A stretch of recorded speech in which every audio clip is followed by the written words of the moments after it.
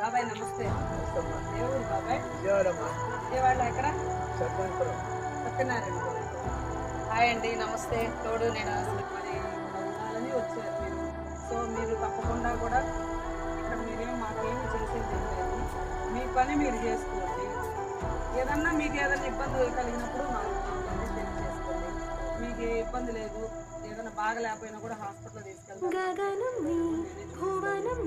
మీకు అంతగా ఇబ్బంది లేకపోతే ఏదైనా రేపటి రోజున ఏ ఇబ్బంది వచ్చినా కూడా ఆ బాబుకు మేమంటూ ఒక ధైర్యాన్ని ఇస్తున్నాము.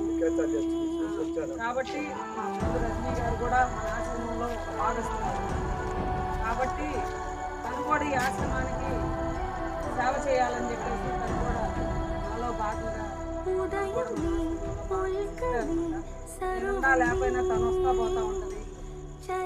అందుబాటులో తను కూడా ఏదైనా ఇంజక్షన్ చేయాలన్నా చెందాలన్నా ఇలా అమ్మమ్మలకి తాతయ్యలకి ఏమన్నా తను కూడా చూసుకుంటుంది అనమాట. మా ఛానల్ షేర్ చేయండి, లైక్ చేయండి, సబ్స్క్రైబ్ చేయండి. ప్లీజ్ హెల్ప్ చేయండి.